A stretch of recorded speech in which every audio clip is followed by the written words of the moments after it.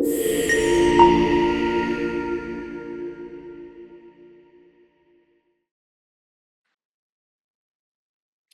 everyone, thanks for coming to XPC Chats. And Sarah, I'll hand it over to you. Tell us a bit about yourself, what you do, and then eager to hear about your role at Waymark and about the company itself, and then we'll dig into our case discussion. Awesome.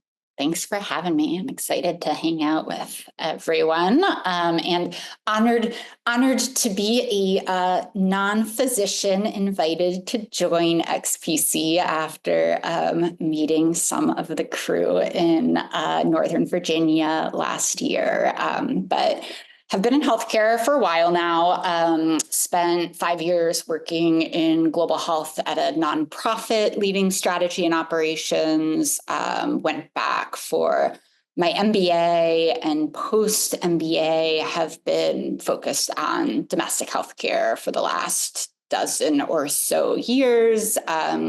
Spent 7 years in corporate America, most of that at CVS Health, a little bit of that at what's now Elevance, and have spent the last going on 5 years helping to build startups trying to transform care delivery. So have led various functions over time. Most recently have been focused on operations and lead operations at Waymark. I'm super excited to dive into Waymark, but lead our field operations, so our patient-facing care delivery teams in the communities that we serve, and also central business operations, clinical operations, implementations teams. I am based in Washington, D.C., pretty new to D.C. I just hit my 1-year anniversary here. If anyone else is here for in-person coffees and meals and drinks, I am always looking to meet new health tech nerd friends in D.C. That's a little bit about me. And then I'm happy to dig into Waymark. I can attempt to share. Oh, I don't think sharing slides is going to work on this. Okay. Let's see. Would it be helpful if I shared? If you can easily share. Yeah, we can do that. That would be awesome. I think I would need to restart my computer to do that. No worries. We can troubleshoot in real time here. And then while we're doing logistics, I would say anyone feel free to drop questions into the chat or raise your hand. And, the goal is to have a less of a formal discussion. So there are lots of smart people here tackling similar problems. And I'm sure, people in the audience can contribute not just questions, but also insights from their experiences. So let's see. Let me see if I can share this. All right. You're the best, Pius. Thank you. Yeah. Yep. Awesome. Okay. So this is Sarah. That's me. You can skip that. All right. I'll cycle through and let me know what you want me to flip to the next one. Yeah. Amazing. So what's Waymark? It's hopefully a bunch of you have read about some of what we've been up to over the last almost 2.5 years of operating.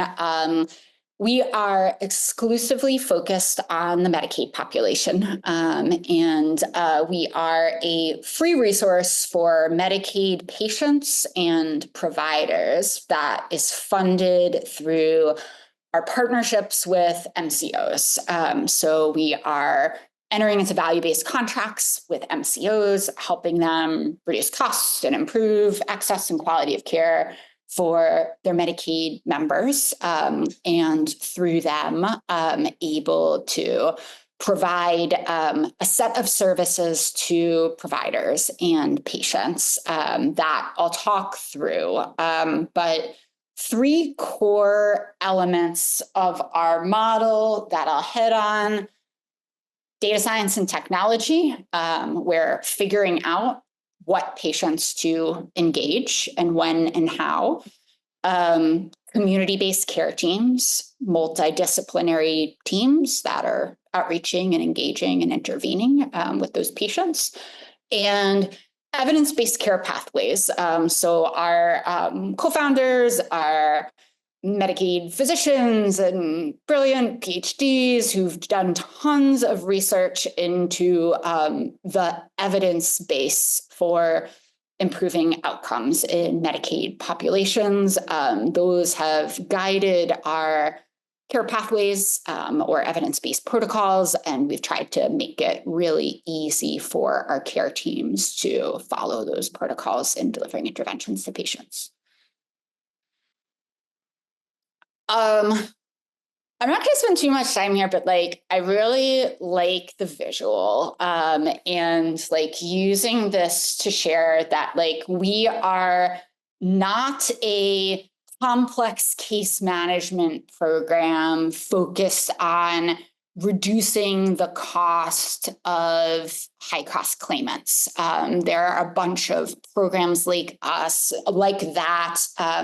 That's not what WeMark is focused on. So WeMark is focused on identifying what we call rising risk patients before they become high cost claimants. And so predicting avoidable utilization and cost within the subsequent 6 to 12 months and outreaching and engaging those patients to help change that trajectory before it happens. And so this visual uses national TMSIS Medicaid data to show high-cost claimants versus patients that we identify as rising risk patients with and without intervention. And I think it's just like the best visualization of the potential of our model to help impact healthcare costs in addition to these patients' lives. And the basis of our risk prediction is algorithms that we call WeMark Signal. This was covered pretty extensively in the NEJM study, so I'm not going to spend too much time here. Trained on, again, like TMSIS data for over 30 million Medicaid patients, and published a study in Nature Scientific Reports last year showing it has over 90% accuracy, much better than kind of the other leading models used in Medicaid today. And so we calibrate this model specifically for like the patients that we are assigned to based on plan claims and eligibility data and ADT feed data and geographic level, patient level, SCOH data. But essentially, this is one of the biggest drivers of how patients are prioritized for outreach and intervention and assigned to care team members, and care team members are guided on how to attempt to outreach and engage those patients. And so once we identify patients, largely through this rising risk algorithm, we're also targeting patients with gaps in care, focused on specific HEDIS quality measures that are aligned to our model, that our plan partners are focused on. This multidisciplinary team is outreaching and engaging with patients. So I describe our model as a community health worker-based model. That is the bulk of our workforce, kind of the quarterback of our care team, hiring folks out of the communities we serve and training them to do community health work. And they are supported by a few other teams. We have care coordinators who are also non-clinical that are supporting some virtual outreach, telephonic text to patients, as well as helping schedule appointments, communicate and coordinate care with the PCP practices we work with, and then much smaller clinical teams, a behavioral health team that is really focused on like short-term services and supports while we connect patients to in-network behavioral health resources, use a lot of a single session therapy model, and we'll go up to sort of 12 weeks of CBT, DBT, but are really focused on connecting folks to external resources for long-term care. And then a pharmacy team, clinical pharmacists, certified pharmacy technicians that are supporting our CHWs with patient medication related issues, typically pops as like the top patient goal type, one of the top few patient goal types. Medication access, education, adherence, lots related to DME. And essentially that multidisciplinary team, patients are assigned to different team members for outreach. So community health workers are doing the bulk of the outreach, but a pharmacy technician might be assigned a patient who flags as rising risk because of an acute medication issue to directly lead outreach to that patient. So everyone is involved. When we engage a patient or doing kind of meet the patient interview, we call it, and this was discussed in the study, but like a semi-structured conversation to get to know a patient and understands their barriers to staying healthy. It's informed by the data we have on the patient, but really try to focus initially on patient-driven goals, and we'll work with patients to address a number of goals, typically both social and clinical goals, leveraging these care pathways, typically over the course of a few months. So on average, a patient is engaged with the Waymark team for a few months, will kind of graduate from our program, make sure that they have sort of resources, contact info, better positions to more independently navigate their health coming out of that experience. Sara, this was actually, I think I just wanted to point out a couple of things and ask a question. One, this just kind of showcases how complicated the work of primary care actually is. And especially of, people that run small practices, they have to do all of it on their own. And, obviously different patient populations present different challenges.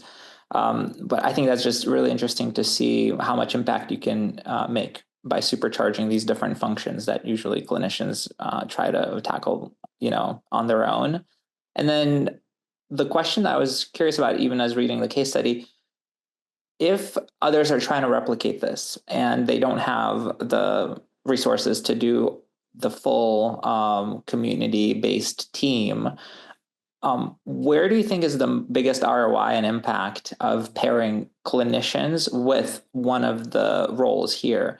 CHWs, coordinators, therapists, or pharmacists? Like, I mean, it's like, that's a great question. Sarah's perspective, not Waymark's perspective on that question. So my gut, and our model, community health workers, the quarterback, right? So I'm assuming this is I would invest first in community health workers and kind of that foundational infrastructure. Today, I might say care coordinators, and just appreciating all of the work that goes into identifying resources, scheduling appointments, making sure patients get there. But that will change with technology. I think a lot of those functions and that admin stuff will increasingly be done leveraging technology. And so I probably jump to the pharmacy team. And I'll say very candidly, I really questioned and pressure tested when I joined Waymark, what is the ROI of a clinical pharmacist in this model? Show me the ROI of the clinical pharmacist in this model. And I can't say that we have fully tried to pick apart the pieces of the model to figure out what services or goal types correlate with what outcomes. That's work in flight as we get more experience under our belt. But based on my experiences, anecdotally, what I see in the early data, our pharmacy teams have a massive impact. So many patients just get stuck on really basic med access and education issues where a CHW is in the patient's home, connects to a clinical pharmacist on a tablet, like has that conversation, is coaching a patient on how to take medication appropriately, use DME appropriately, has, my hypothesis is outsized impact from that pharmacy team support for CHWs. Very helpful to hear that. Evan asked a question about retention. Evan, do you want to give some context for that question? Yeah, of course. And thank you, Sarah, for giving this talk. Really appreciate it. Yeah, it's kind of more of just a question regarding, I've kind of seen in the past that, I guess kind of two things, which is one, that there's potentially shortages of community health workers, and two, potentially it's kind of just a tough role to kind of retain that kind of workforce. So just wanted to check in to see if that resonates with you, if you've seen that in your role. Yeah, definitely. Both of those things resonate. I think on the front end, something that drew me to Waymark and where I think we've had some positive experience to date is we are truly focused on like growing the community health workforce. And so when we enter a new community, we're hiring a community health worker manager with experience. We're hiring a small number of folks with experience, but we are also hiring folks that do not have prior CHW experience, might have experience in like retail or sales or other kind of customer facing roles who want to do something more purposeful, and putting them through like quite a rigorous onboarding and training program to become community health workers.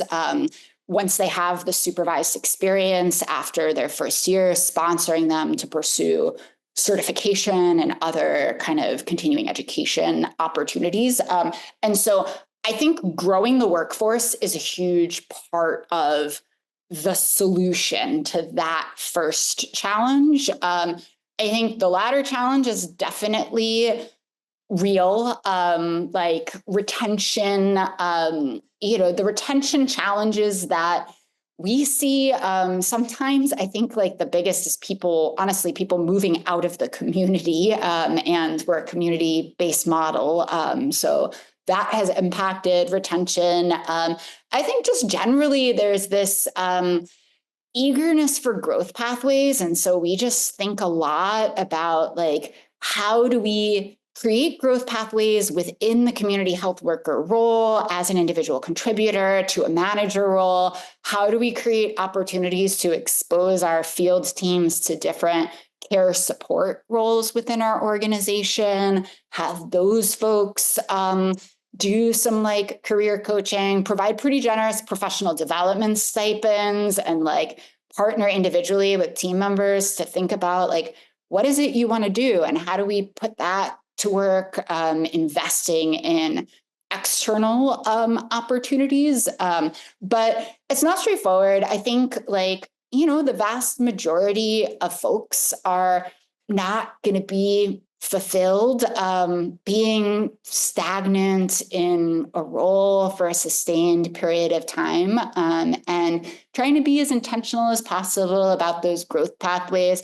Also trying to be realistic about our expectations around what success looks like. Like, does success look like retaining a CHW in an individual contributor role for 5 years, or is it 3 years, or is it 18 months? I think just making sure that we're planful about just sort of the realities of some of that fluidity, in addition to investing a lot in professional development. Yeah, and I even the paper I was gonna. Can you see my screen? I just pulled up a PDF. Yeah. Yeah. So Evan, there's even like an entire section kind of like addressing some of the workforce challenges and how they're tackling it.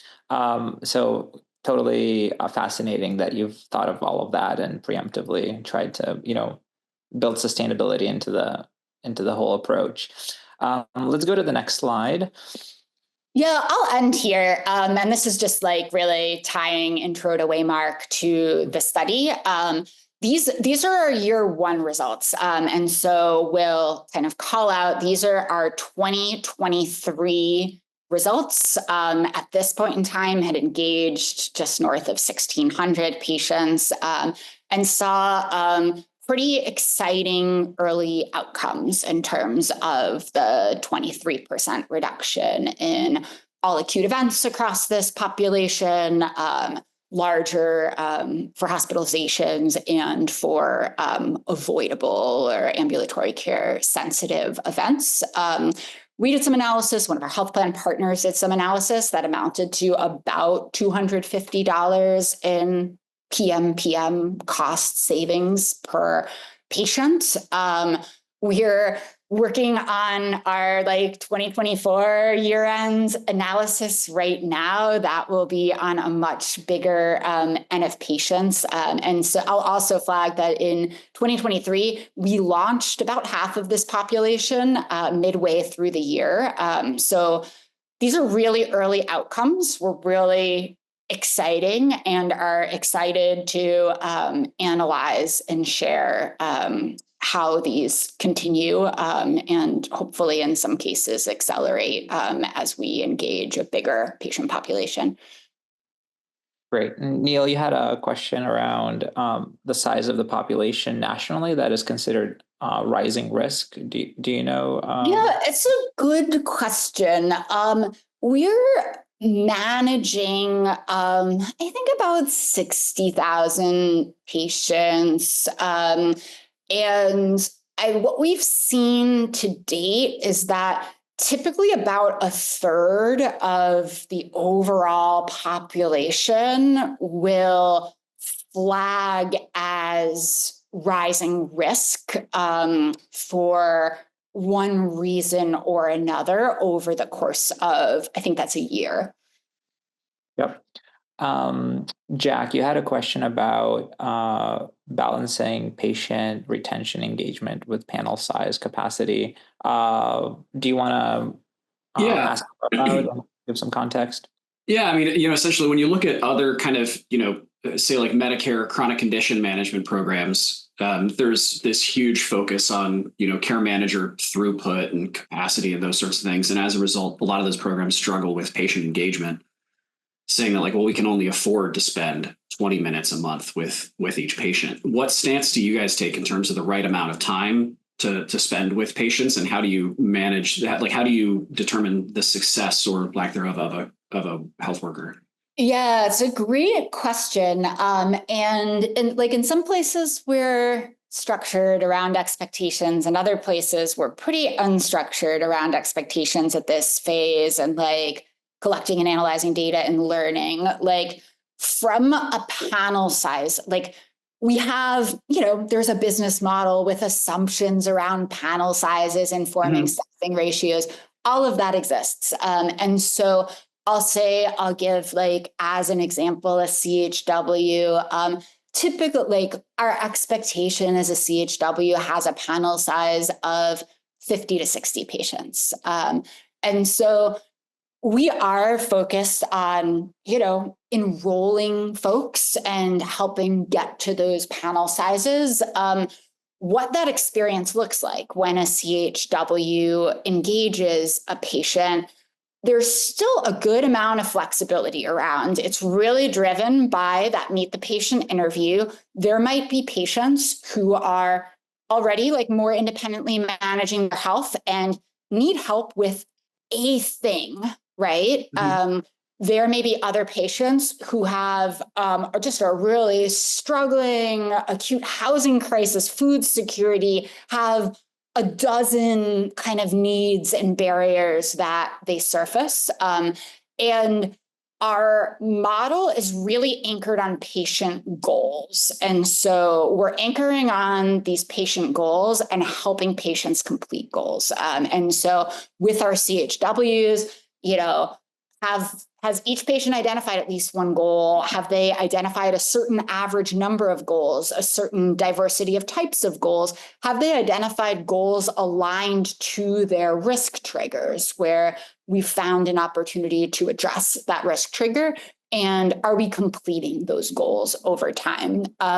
we have the guideline, like our expectation is that patients are enrolled for 3 months. So like we definitely set that expectation. We're monitoring as a patient is approaching the 3-month mark. What criteria for graduation have they not met yet? How do we focus on engaging in those areas? That being said, like I will be honest, we definitely have patients who have been engaged with us for like 9 months, a year, right? Like at the edges. And so we don't force fit per se, mostly in the spirit of really trying to learn and understand what services, service types, goals, goal types, other things we measure are correlated to clinical impact. So I'd say, and I'd really be interested to hear about others' experiences. I always struggle with, like, it is much easier to measure quantity than quality. Like, it's just so easy. It's so easy to measure how many patients we engage per month or panel size, and quality. It's just harder. It's harder to do it in a like systemic, objective way. And so we definitely have a lot of focus on like patient goals, have a lot of focus on patient-reported outcomes. So like self-reported outcomes on improvement in physical health, mental health, patient satisfaction. Certain subpopulations will use sort of other types of screeners. We have like internal, our managers shadow team members once a month. We do chart audits once a month, kind of those types of processes to ensure like adherence to standards of quality. And so like we try to get the balance right. And when I like at department meetings, I'm talking about this at a high level with our care delivery organization, describe sort of quantity and quality as a seesaw. Like we have to get it right? If we're not impacting enough patients, that's just not going to add up at the population level for our health plan partners and provider partners. We're not going to be able to have that population level impact. But if we engage lots of patients and don't help them in meaningful ways, that is also not going to have that population health impact. And so it's constantly like tweaking and try to figure out the right standards for achieving that balance. I love what you said. People talk about what gets measured gets managed, and this is sort of the other side of that equation where if one part of the equation is easier to measure, then people tend towards managing that harder than the other side. So yeah, quality is difficult to measure. That resonates a lot. And thanks, Sara, for like really walking through the patient chosen goal approach. And I thought that the article just had a nice visual to just at least see how things are structured. And this relates to Hollis's question about if you provide portal or applications to care teams, patients, and PCPs. So can you comment on which stakeholders get to see what pieces from at least this example in figure 2? Yeah, great question. So like figure 2, and I love that you pulled this up and that we're looking at this because we just did like a total overhaul of our patient profile. And so now I'm looking at this and I'm like, oh, it's the old version. But same design principles around like just the centricity of patient goals and associated tasks. Our care teams internal to Waymark are seeing this view. So like they are operating on our homegrown patient relationship management system. They are kind of doing everything through this platform on a day-to-day basis. Our provider and plan partners are not seeing figure 2. We are providing reporting to them. Some of it kind of standard reporting. We typically will do like joint operating committee meetings on a quarterly basis with both plan providers and bigger provider partners who are interested. And we'll just kind of pull data from the back end of this into a more standard reporting package, but we'll report on, who we targeted, who we successfully engaged, what are the characteristics of that population, patient goals, the average number of patient goals. We'll report on what goal types we completed more consistently, more successfully, and what goal types we did not complete more consistently and successfully. I'm a technology dinosaur, I hate to admit. I finally popped open the chat and I see Aparna, the most recent question around housing. That's probably at the bottom of the list in terms of goals that we complete successfully, because it's really hard and there are systemic barriers that differ community to community, where connecting folks to resources, making sure that folks have housing case managers, getting folks on lists. But that's probably the hardest goal type to complete. But we're surfacing those insights for plan and provider partners and talking about goal types where we're struggling and opportunities sort of for both of us to just improve resource access in those areas. I'll stop there for a second. So this is an internal view. External reporting is pulling from this data on the back end, providing a lot of detail on services, goals, obviously utilization, but our partners don't have direct access to our platform. And with PCP practices, when we were getting started, a piece of what resonated is you don't have to operate in another system. We're happy to communicate with you however you want through your systems. Practice preferences have varied. I think probably my guess would be with 2/3 of our provider partners, maybe even a little bit more. We have EHR seats and our care coordinators are coordinating communication through an EHR. With other provider partners, they've identified a central point of contact and ways that they want us to communicate more on the just day-to-day patient care coordination with PCPs.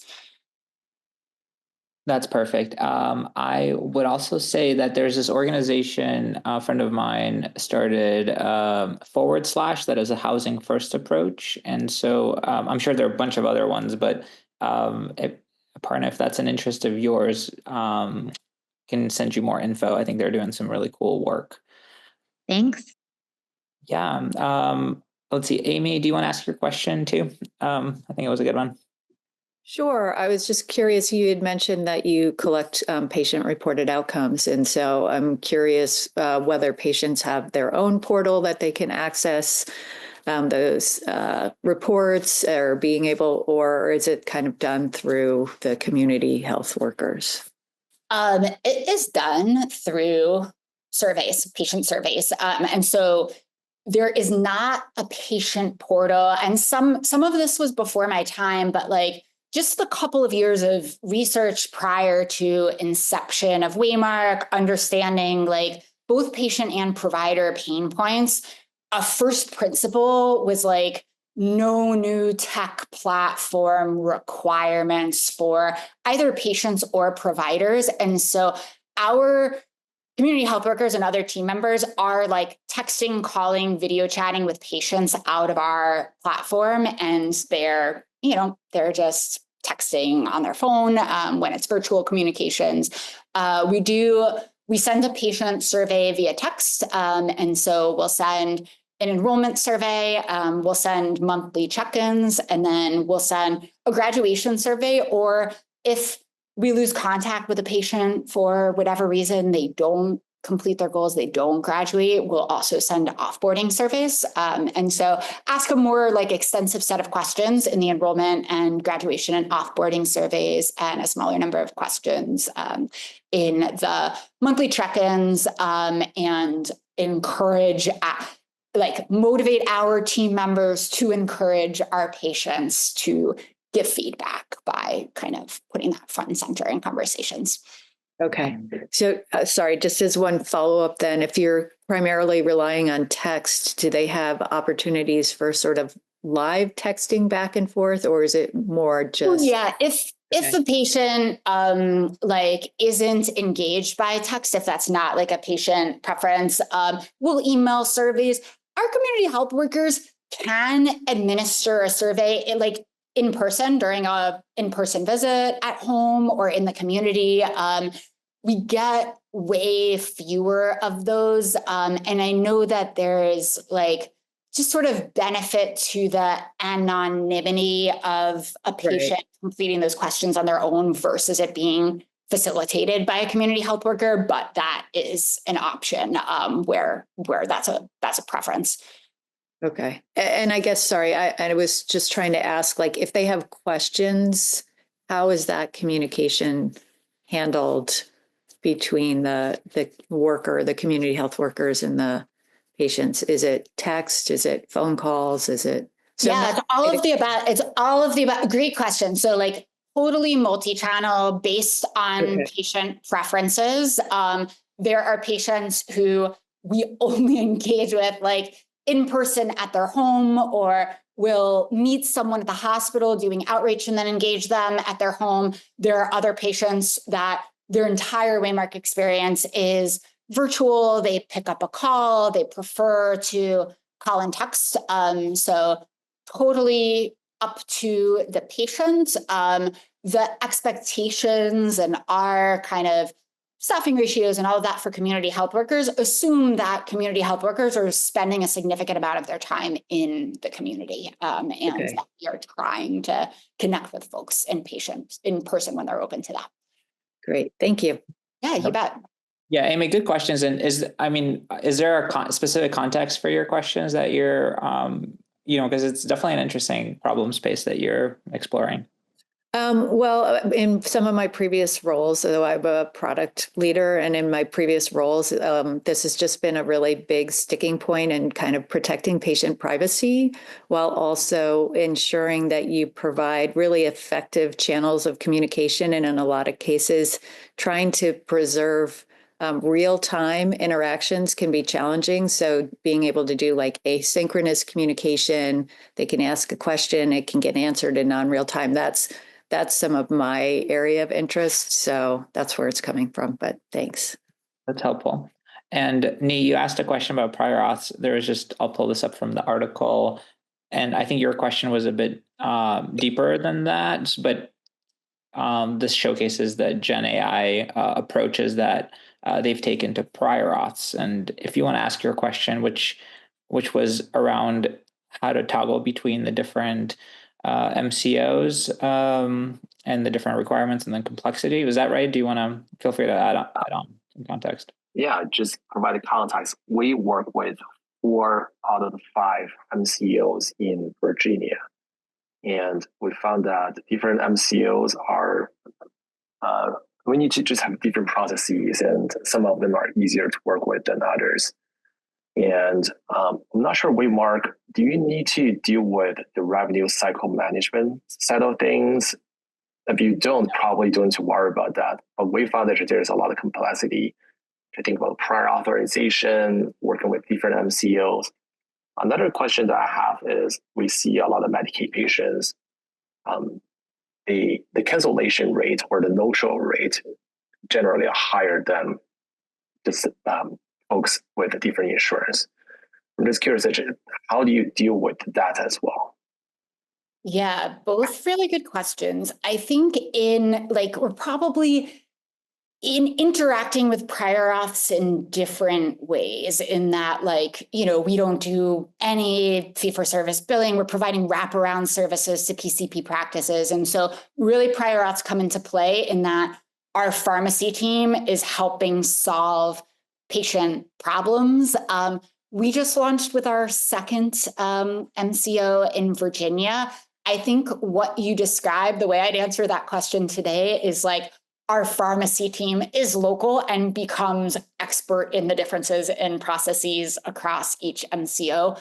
candidly, we're also smaller scale today, right? So I think that need will continue to grow, and just try to be really good about like knowledge documentation, like just capturing institutional knowledge from team members and then surfacing that to the team in easy ways in our tech platforms, through bots and different tools.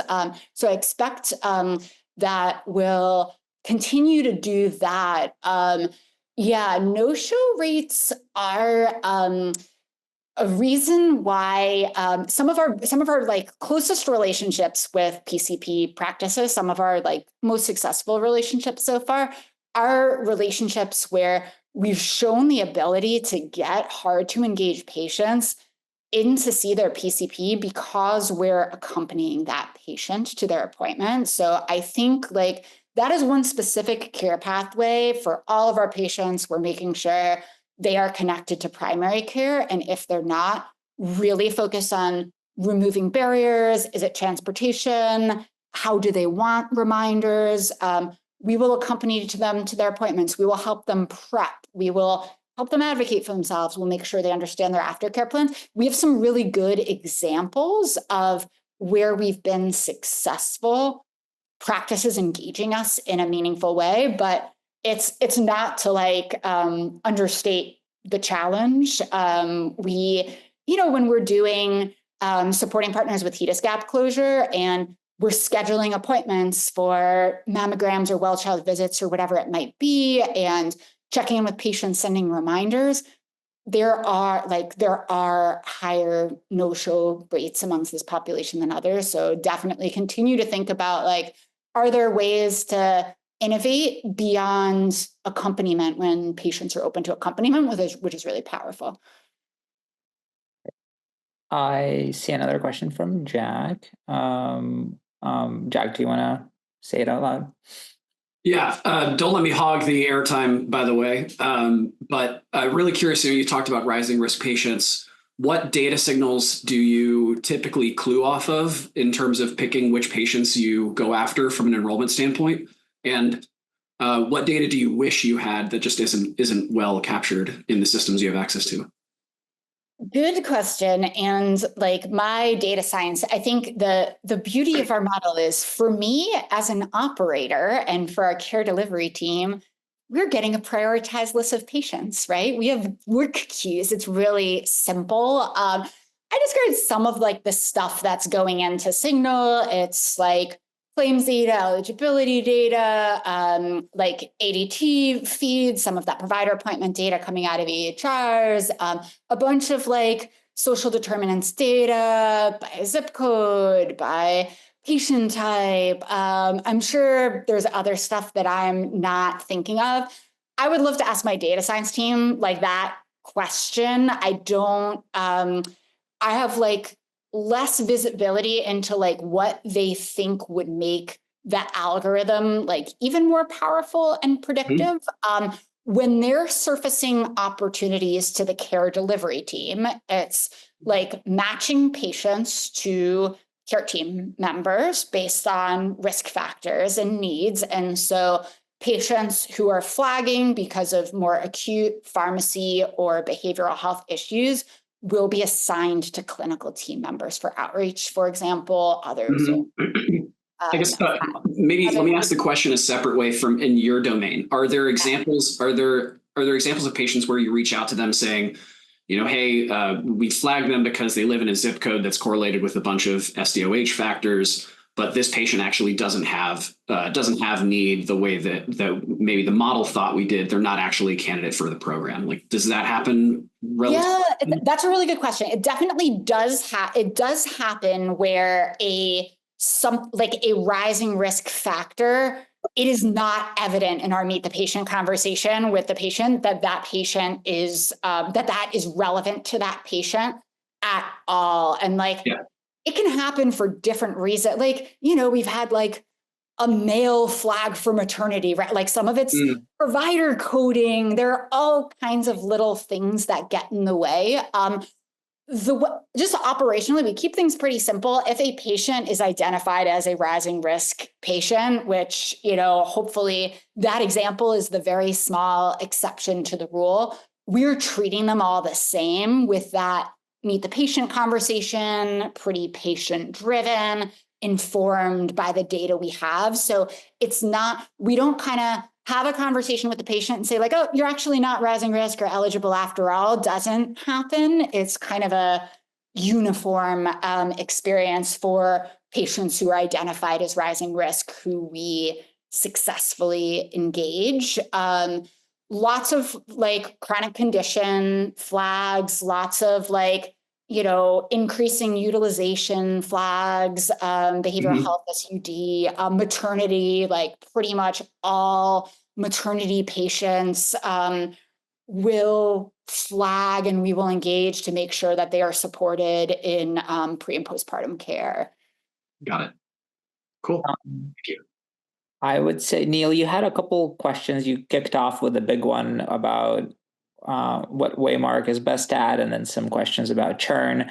Do you want to pick one to ask Sarah? I know you guys know each other, so this isn't the only time to talk, but Neil wanted to give you the mic. And if you're not at a place where you can talk, that's totally cool. I can still answer these questions. Okay, yeah, go for it. So, I guess in your view, what is Waymark the best at? Yeah, that's such a good question. I think that our data science and ability to predict risk and communicate like care pathways, next best actions to address risk factors seems very unique based on kind of other solutions that I've seen in Medicaid. That's probably the thing that I would highlight as most unique. I like to think that like it's not, it's a weird thing to say like that we're good at, because like we're not trying to create a care model. We're not trying to do anything new and innovative from a care delivery perspective. We're just trying to execute evidence-based protocols consistently. And I think we're pretty good at that. Some of that is how we've integrated those with our technology platform. Some of that is cultural. But those are probably the two things I'd highlight. Mostly our brilliant rockstar data science team. And churn is a super interesting question. We get asked sometimes about like, oh, could we serve exchange populations? And churn makes me really nervous thinking about exchange populations. But churn is pretty high, I think, especially in 2023. We're making assumptions around churn. So when we're kind of planning for just sort of staffing and how many patients we need to engage to be able to drive impact at the population level, that like includes certain churn assumptions. We've had a couple of cases where health plan partners have like evolved their methodology for assigning or attributing patients to providers over time. That has led to churn when a new methodology comes into effect and a different set of patients are assigned to our provider partners than before. That's been quite disruptive for short periods of time. But yeah, it's managed. We have to manage to those assumptions. And ultimately, like we're assuming that we are intervening on a certain fraction of patients who are ineligible with our plans by the end of a calendar year measurement period. Thank you so much. So maybe this is a good part for us to wrap up, and just wanted to say a huge shout out to Sara, and we can continue the conversation in our Slack group. And we'll give you all a bit of a buffer to your next meeting. But if you are able to turn on the camera, I'd love to take a screenshot just for, posterity, for our imaginary yearbook. One day I'll look back and, appreciate the memories. So thanks so much. It's awesome to see Evan just out in the woods. Love it. I'm jealous of everyone outdoors right now. Yeah, me too, seriously. Okay, great. Thank you all. And